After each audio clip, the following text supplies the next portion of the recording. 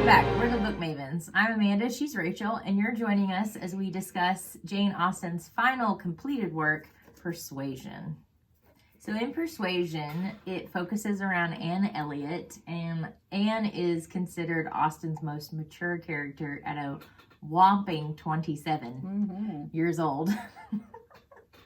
But I do think this story is unique because it focuses...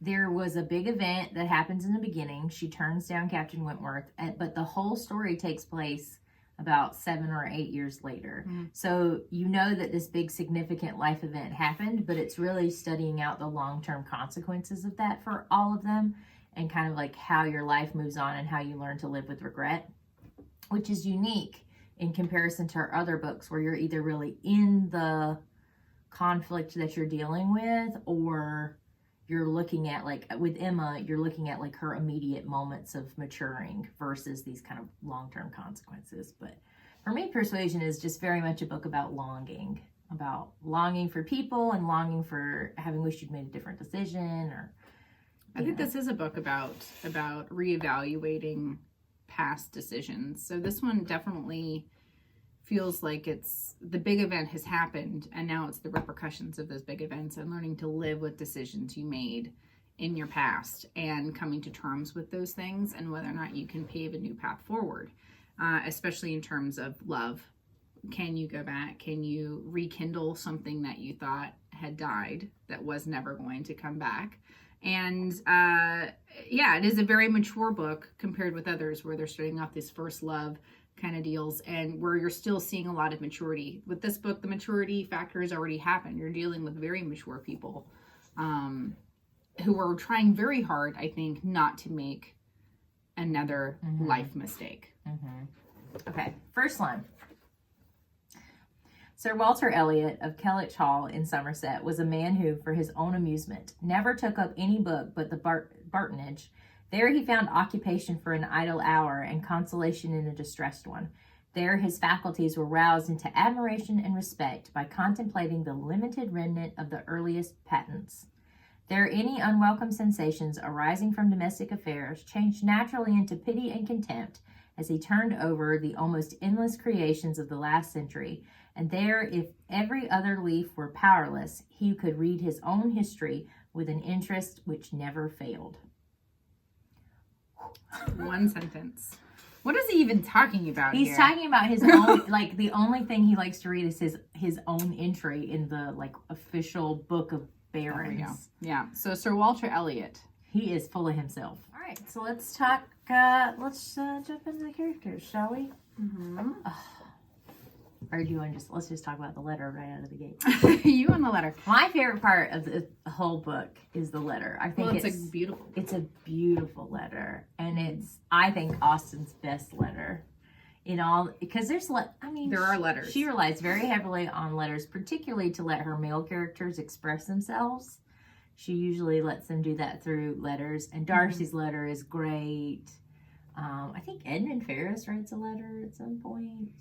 Maybe to somebody else, I don't know, but she uses letters pretty regularly to like move her plot along, but this one is it allows for more self-reflection by your heroine. So she's reading the letter, you're reading it along with those ladies, and to be able to kind of process their emotions as these revelations are revealed. And I think it's just a lovely way for us as readers to be able to kind of follow along and perhaps fall in love with these male characters right alongside our female heroines. So it is very nice. And they're always so, I think Captain Wentworth is the most sigh-worthy letter of the whole. It's a good letter. It's of the whole thing. It's, Persuasion is a good book. Half in agony, half in hope. It's a fast read too, almost like Northanger Abbey, but with a far better plot far better developed characters. And so it's nice. It's a nice quick read. Definitely worth reading. I really enjoyed it. Like the weather's changing here, and so it's just kind of a nice. It just felt right. Just felt good. I was just so soaked up in it. But I do enjoy Anne's reflection that, because I think often in life, Anne doesn't she regrets her decision. She regrets that she didn't stand against her family, that she didn't choose him.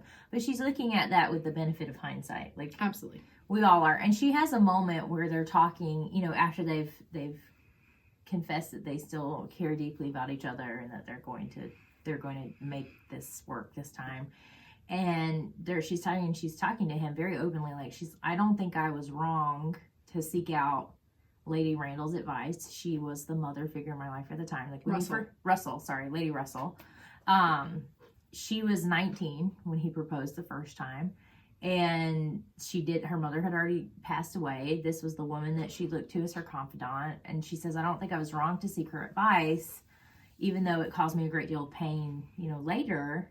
She goes, I liked the self-acknowledgement that she realizes she may not have actually been able to do any better than she did to follow that advice. And I think that's a level of maturity that we often have to come to terms with our past selves, particularly our younger selves, that, like, you've got to forgive yourself and stop beating yourself up for things you didn't know or things you didn't have. Like, you did your best in that moment, and you just have to learn to kind of live with that. And I really liked that kind of self-reflective moment. And he had the same thing. Like, he kind of comes to that too, that their circumstances maybe didn't allow either of them to really behave differently than they did. Like, he was so hurt that he had to get over that hurt. Yeah, he had to get over that hurt, and he thought he had, and then realizing that, you know, he was using the Musgroves to will himself to be over Anne, and then realizing he really wasn't. And I think they both had these really great kind of coming to terms with themselves moments individually about their actions, and then that allows them to kind of move stronger together into their future.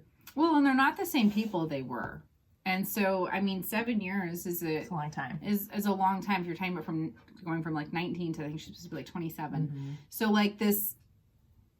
there's a lot of maturity that goes on. So he, upon meeting her again, realizes that she has matured and that she has come to terms with this decision that she had made, even though it hurt him tremendously and hurt her tremendously. At least they're meeting now.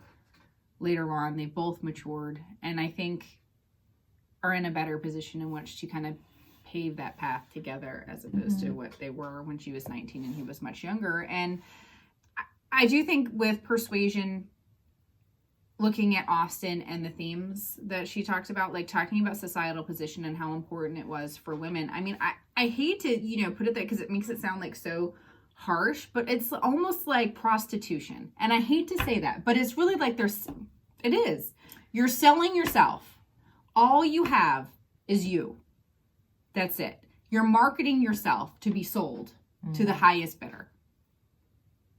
And so she falls in love with Wentworth, but Wentworth doesn't have any money. And her family persuades her not to marry him. So she doesn't get to marry for love. She waits 7 years. And now he, of course, now has gotten a fortune. So now he's a little bit better social standing. So now it's all of a sudden acceptable. And, she's going to get a lot more support now that he's wealthy. That's true. And she kind of comes to terms with the fact that her family, I think over the course of the book too, you see how she's really come to see her family, that their priorities are not always correct, or usually correct even, I would say, in the case of her father. But she's learned to, I think she sees them a lot more honestly than she would have when she was young. She's just had more time to recognize when she can stand for herself and when, and when she just kind of goes along with the family. I think she resigned herself that after Wentworth, that was kind of it for her. And so she just kind of puts herself in this position to be the most helpful person she can. Well, yeah, but it's also, there's a parallel there as well, I think, later on in life when she makes the decision not to marry, who is it, Charles? Mm-hmm, yeah. That she's not going to sell herself. Mm-hmm. And I think that there's a parallel between her and Elizabeth Bennet. Elizabeth Bennet refused to sell herself too. It's not their fault that their families are in financial straits. It's not their fault. And they cannot go out and earn money to help their families. The only way to help their families is through marriage. And to be unwilling to be sold that way, I think, is part of, I guess, that fantasy element that we talk about having these choices to turn down advantageous marriages.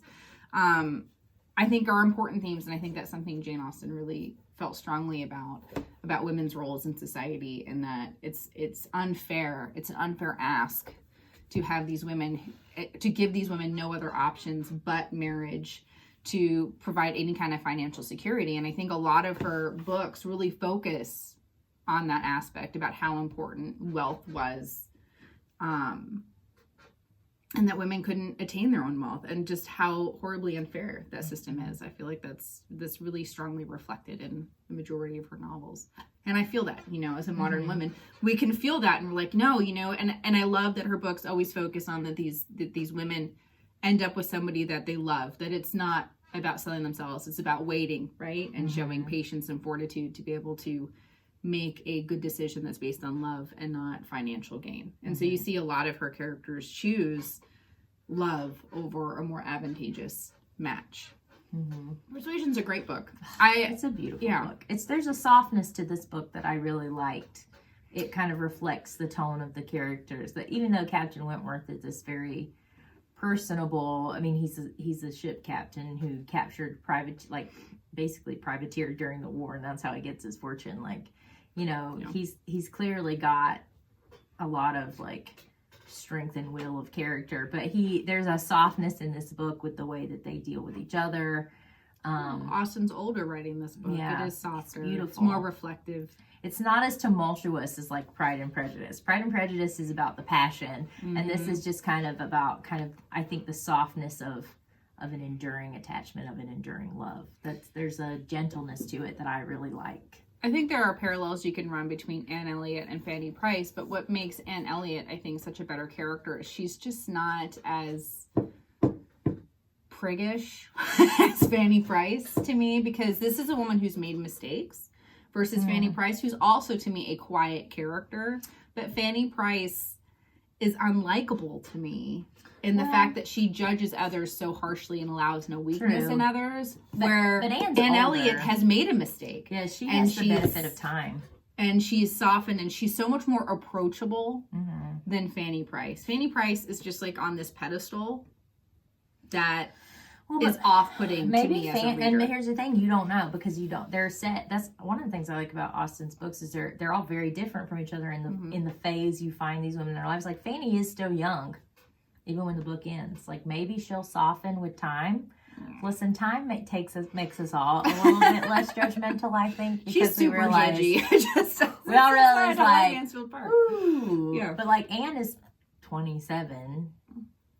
Fanny is not. I think she's barely 18 by the time the book ends. Maybe there's a the benefit there of time, that Fanny's life experience will soften her a little bit to the weaknesses of others. I don't know. She got what she wanted. But let me say this. But let me say this. Anne she was harsh about Mrs. Clay. Anne does not like her. She was it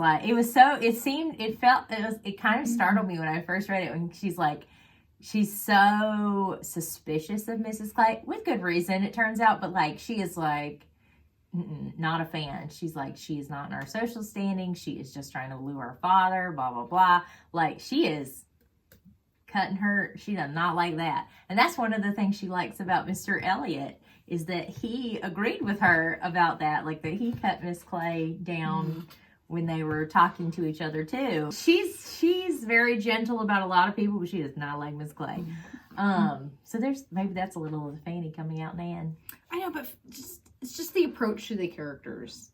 Anne is so much more approachable. I agree, but I think it's because Anne's mistake already. Maybe you know that she has regrets. It's just that Fanny doesn't make any mistakes. That's irritating. That book is that is irritating to me, and for such a long book too. So long. I don't know. So, but still with more quiet characters. Anne is not tempestuous. There it is. As Elizabeth Bennet or Mary Ann. You don't get that. You get more of this quiet, more of an Eleanor character. But I love that there's this mistake and just trying to move forward in life and being able to seize an opportunity. She is doing it. But they seize an opportunity through being vulnerable. Yeah. I mean, they had to open themselves up to being hurt again, potentially. I mean, for Wentworth to write that letter to her, just hoping. And I love it. She's immediately goes out after him. She's they're like, we'll order you a chair. She's like, no, I have to walk just in case I see him. And like, and then she does. And it's just so I love the way, okay. So there are, my favorite adaptation of this for film is from 1995. I just think it is so beautifully done. And the guy who plays Wentworth is just Amanda's cup of tea. So he but that scene where they're just staring at each other, and they do it like that, where they're just kind of staring at each other in that moment in the street, and like the other people are just like fading into the background. Mm-hmm. Oh, I love it. It's a well shot. In fact, apparently I made Rachel watch it and didn't remember. She just wants me to watch it again. I was like, let's watch this scene before we start. And she goes, we did. And I was like, yeah, we did it. And then she's like describing the scene to me. I was like, oh, okay, maybe I did make you watch it. She just wants to watch it again, which is fine. It's a good scene. It's a great adaptation. It's a good one. It's a good one. And they did remake it more recently in 2005. 2007. And it was good. It was very well done. Right? Wasn't it? Yeah, it was like a two-parter or something. Yeah. It's good, but it's not, I mean, to me, that Captain Wentworth is just... That Captain Wentworth. And I really love the Crofts. The ones who rent their house. Yeah, I love the Crofts. They're like my #goals.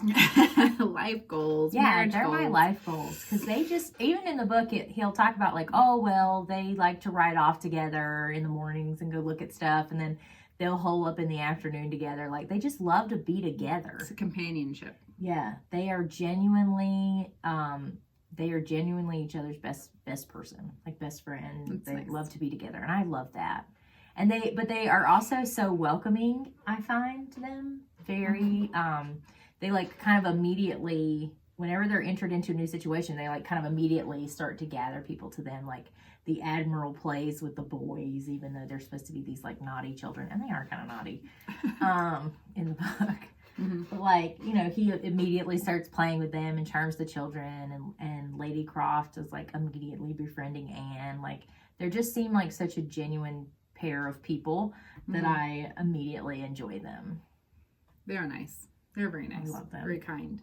They remind me a little bit of like the Gardeners. They do remind me of the Gardeners. And yeah. Pride and Prejudice. In terms of like when Louise gets hurt, or Louisa. When she gets, you know, and she kind of takes charge, and that level of maturity, you know, draws Wentworth back in, and he sees her in this new light, that she's not this flighty, you know, flibbertigibbet who just changed her mind. Yeah. You know, that she does have strength of character, and it's nice that he can see her with new eyes in the 7 years, and then he just since she broke his heart, you know what I mean, to be able to see, to be able to see that there's still something there. This is still somebody worthy of his love, and even probably more worthy of it now than she was. I also think it's worth noting that Persuasion is the turning point book in the Jane Austen book club movie.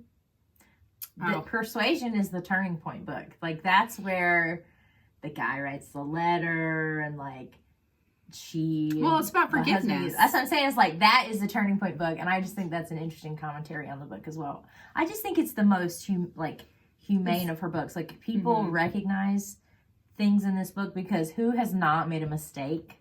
Who has not had to like try to get back into some kind of more balanced relationship when they've hurt somebody they care about? Like, everybody can see themselves, I think, in Persuasion, and then for it to have such a beautiful conclusion is just...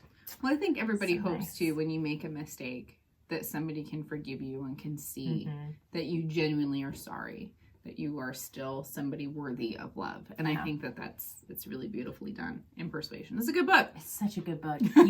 So should you read this one? Absolutely. Yeah. Absolutely. Sure. Absolutely. She's not a big one. She's not a hefty, hefty read. It's perfect for fall. I'm telling you, there's something about the turning of the seasons, the turning of the, you know, it's getting cooler. I'm telling you, this is the time to be reading Persuasion. It is beautifully done. It's a beautiful book. And it's nice because it takes place in Bath, right? So you have a change of scenery. And Lyme. They go to Lyme. Yeah. And where Kellett Hall is. So they have like 3 different locations. Captain Benwick is the one who's like so serious and like loves to read. And he's the one who ends up engaged to Louisa. And he's living with Captain Harville and his wife. And it was because it was Captain Harville's sister he was engaged to. Okay. That's it. Okay. Because that's an interesting parallel with But I think a lot of it too is, doesn't like Louisa kind of go through like a personality change though after her accident? She becomes very a little bit. They say quiet. basically he calms her, or she calmed. I mean, as you would, Yeah. she was, you know. She fell off a piling or something, didn't she? She jumped off the piling because she thought he was going to catch her, but she was faster than him, so she basically just ended up jumping. But this is the other thing too. I don't totally understand how this injury happened. It doesn't totally make sense to me, but I guess she must have like crumpled and hit her head or something. I don't really understand, but yeah, she jumps off of a piling because she thought Captain Wentworth was going to kind of like catch her and slow her descent, like enough that it wouldn't hurt her, but she like ran up the steps to do it again. And we've all been there. If you've ever been around a small child, like jumping into the pool or jumping off of something, you're going to catch them. You got to be fast because like they got up there and like they leaped. Her trust outreadied how quickly he could turn around. And so he doesn't get there in time. They have an Anna and Elsa. Yeah. Oh, no. It's so true, though. But, yeah, that's what I'm saying. Is like, it's that kind of guilelessness of children. They just, like, trust. Mm-hmm. So Louisa is injured and stays in Lyme with the Harvilles. Convalescing. And, of course, Captain Benwick is there. And apparently those two fall in love. She brings him out of his kind of morose shell, and he calms her down a lot. Kind of, I'm sure the experience matured her as well too. I'm not going to give him total credit here, but like, or brain damage. Yeah, either one. She seems. Oh, I hope not. I mean, there's no doctor. I mean, she was unconscious. I mean, there's I sure hope not though. Some trauma. It's terrible. Well, Well, it could be, but I hope it's my version. But anyway, they're kind of one of the big catalyst movements as well, because Wentworth was prepared. He realizes that he may have unintentionally led Louisa on, but I love this about him. Like, he's willing to act. He's like, I'm gonna wait for her to get better, and then I'm gonna do whatever is required, basically, because like I set that up. And I'm going to do what honor dictates. Like, he's very, very honorable about it. Like, some next level honorable, considering you never talked about it. But anyway, then he's like, he feels freed by the engagement. And I think Harville... Little Edward Ferrars. It is a little Edward Ferrars. But and the thing we didn't like about Edward is like, he kind of was leading Eleanor on. He does not... there's none of that. Wentworth does not do that. He says, because he doesn't even have a real attachment, but he's willing to follow through on it. Oh, guys, people do not sigh enough about Captain Wentworth, in my opinion. We need more sighing over Captain Wentworth. I always have this thing about, like, honorable intentions, though, because, okay, so to be honorable means marrying somebody you don't love and resigning yourself to a loveless marriage. Is that really honorable? But think about this. I mean, she hasn't been ruined. From his position, yes, because if she's injured, what chance does she have? And do you know what I mean? Like, I could see it being different for a man than a female in this time, because like Louisa, we've talked about this many times. Outside of marriage, they don't really have a lot of options. And if she's been somehow damaged by this, injury. I don't know. Life is just so short for I'm just those saying. Kinds of decisions. You should be making decisions because it's something you really want to do. Because honestly, if you don't want to be in a marriage, what's that going to be like for the other person? You can't just... I mean, but you talk about it a lot, how at the time, like, women married for the advantageousness. And maybe I think he sees that. I think it's different when two people go into a marriage that's not based on love and they're aware of those things. But I think it's harder if somebody is really emotionally involved with the other and is just doing it because of the convenience factor, because they feel obligated.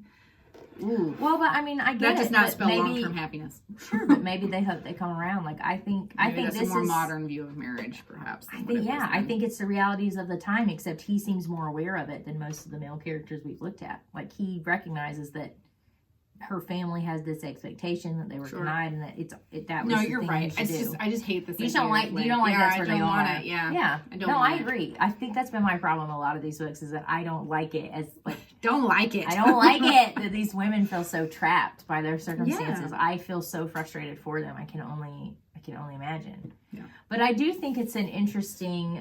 It's got a smidge for me of the whole Wickham running away with Lydia. Seems a little convenient. I mean, I don't not support it, but it also feels like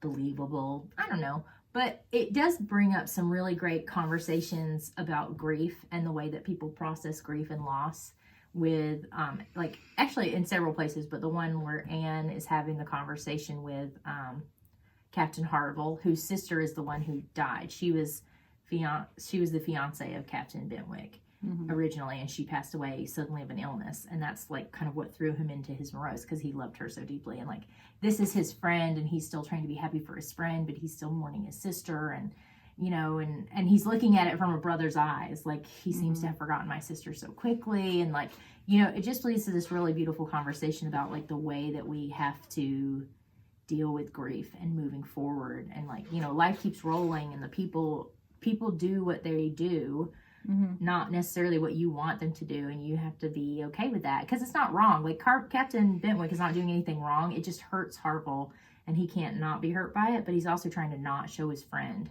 Like he's trying to be a good friend, you know, and it's just really beautiful. And I think I think this book just has so many mature tenets. There's a lot of relationships going on all at the same time. The tangle that center theme of persuasion. There's many different forms of persuasion happening in this book. Persuading yourself to kind of live again and start and have the second chance at love with somebody new. I mean, that takes some self-persuasion. You really have to encourage yourself to keep on living. What a good book. What a good book. Read it. Everyone, read it. All right. The last line's so much better. She gloried in being a sailor's wife, but she must pay the tax of quick alarm for belonging to that profession, which is, if possible, more distinguished in its domestic virtues than in its national importance. I just like that she obviously has found some happiness out on the high seas. You dislike that? No, I said I do. I thought you said you disliked it. No, I was like, why? I like it. I do too. I love that. I feel like she's finally getting to do what she wants to do, because she spends so much of the book, you know, she has built a place for herself in her family's life. She's important to her sister. She's important to her nieces, her nephews. Like, she has built this place in her community, but it's not the place she would have wanted. So when the opportunity comes, she seizes it. Off she goes. She goes with him to be with him. And I love that. All right, so join us next week. Next week, we're going to do our conclusion video. We're going to rank our favorite characters. We're going to see if our rankings of the book have changed. Was Rachel successful in her goal of getting me to move Emma's position up on the list? I already know I did. I mean, because you just really hated it. But how far? No, I didn't. It didn't. My goal was just to have it move up to the middle. Yeah. And you did. Well, so. I mean, numbers wise, it's going to have to. I don't know how much farther it can sink in my mind. Anyway. As long as it's above Mansfield Park and Northanger Abbey is all I care about. And did you put Northanger Abbey above Emma? Well, we'll see. You just did it because it was a fast read. Emma's longer. We'll see. Okay. If you're enjoying our videos, please like and subscribe. It really does help us out. And we'd love to hear your thoughts in the comments. We love hearing your thoughts, and we enjoy interacting with you there. So, next week, we will be doing our wrap-up for this project and possibly talking about our next one. We'll see you next time. Bye.